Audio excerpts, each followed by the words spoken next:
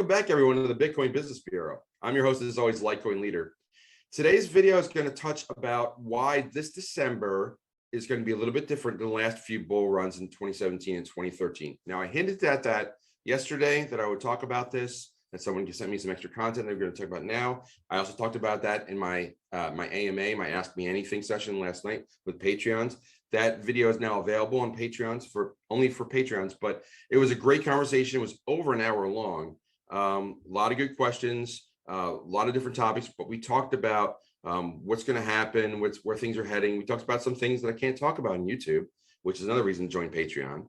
But that video is now available, and I'm going to get to why this December is going to be different in a moment. But first, I want to mention something that's happening that I think Papa Joe pointed this out recently, that our former First Lady is releasing some NFTs, I think starting today through the end of the year, on the Solana blockchain. I don't quite know what they're talking about, but there's, as the subject matter is, but the fact that she's releasing them on Solana is going to be a little push and a little upwards momentum for Solana, much like with T-Fuel and Katy Perry's NFT drop yesterday. It's these little things push things upwards. So it's a boost. It's a boost that we get, and it's a real one for Solana for the next 2 weeks. So not that Solana really needs help anymore. They've had a great year as well, but then we get back to why this December is going to be a little bit different than previous Decembers, especially from 2017's bull run. Now, back in 2017, a lot of products weren't as mature, nor did we have the institutional investors that we have now. Not to say that we have a lot of them yet, but there is starting to be more and more involvement from big money. And there's also starting to be funds and fund managers that are creating funds for people to investment vehicles to invest in Bitcoin, Ethereum, altcoins, and so on. Grayscale, Tudor, Viva Capital, you name them, that there's plenty of them out there.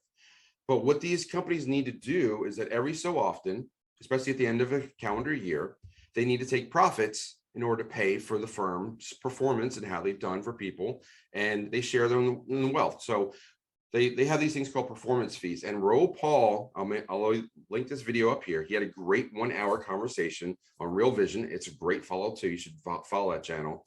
I think Real Vision Crypto is their version of the crypto discussions. But there's also just Real Vision about the world of finance as well. That's also a good follow. But they were talking, Raoul Pal, about, you don't have to watch the whole hour, but I recommend that you do if you have the time. But I will point out about 8.5 minutes in, he talks about performance fees and fund managers and how they have to take profits at the end of the year. That's a different dynamic in 2021 than existed in 2017. So let me explain how that works. And basically, it's a profit sharing. Some fund managers and firms, they share in the profits. If they help you grow your wealth, they will take a performance fee because they performed. They've grown well the assets under management by a good number, and they will take a portion of that as their profits and their proceeds. This is how it works. Everybody wins. Everybody takes a profit. So what these companies have to do at the end of the calendar year, especially at the end of a quarter and the end of December and the end of 2021, they have to sell to take their profits. That they have to sell the underlying asset. That's the only way. That's the only mechanism for them to actually get the proceeds. So what this is going to do for things like Bitcoin and other altcoins that are out there is going to create this sell pressure that didn't exist during other bull runs. So, for example, Bitcoin entering 2021, I believe the price was somewhere between $25,000 and $30,000 at the end of December. Now we're roughly $50,000, and we peaked in the mid to high 60s.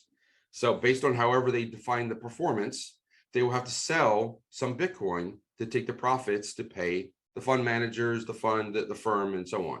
So that is going to have to be done by the end of the calendar year because they have to close your books for 2021 in Q4, especially if they're a public entity. So, but regardless, that's what most companies will have to do. So there's going to be this sell pressure coming from fund managers to sell assets like Bitcoin to take their profits.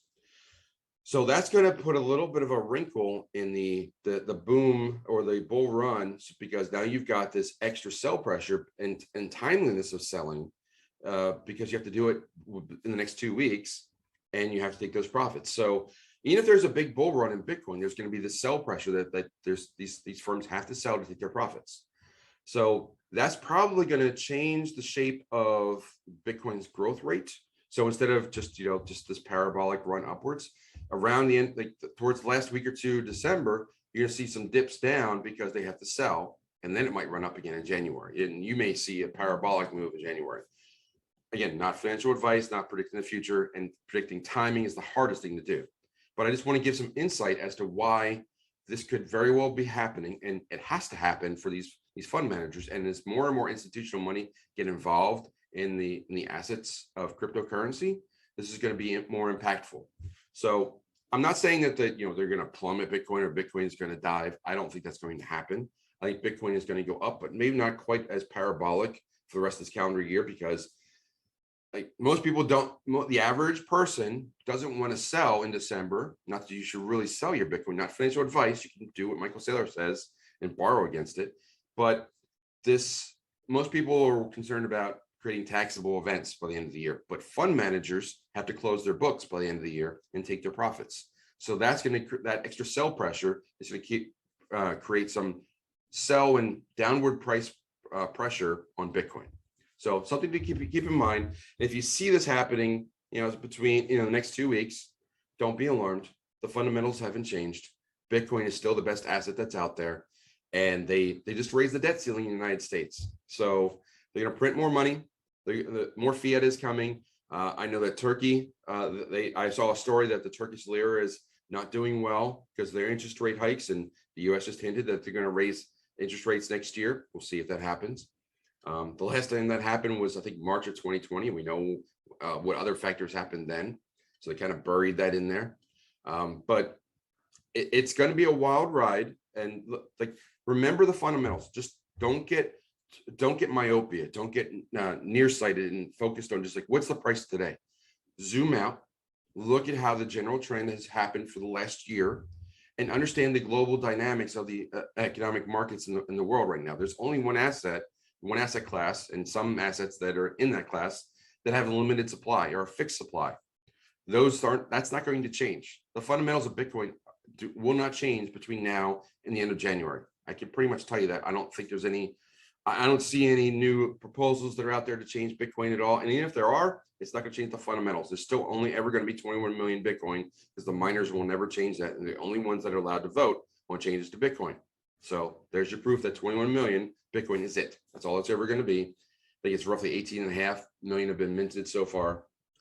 And now, the new dynamic this year is that these fund managers are going to have to sell, which is going to, tamper down the price and lower expectations a little bit for us in December. We may not get that 100K level, or we may, but I think it's more likely in January than December at this point. And I wanted to provide some information as to why and what the most probable cause is for that downward price pressure that could happen in the next 2 weeks. So a lot said today. I hope you learned something about fund managers and performance fees and why they have to sell at the end of quarters and so on.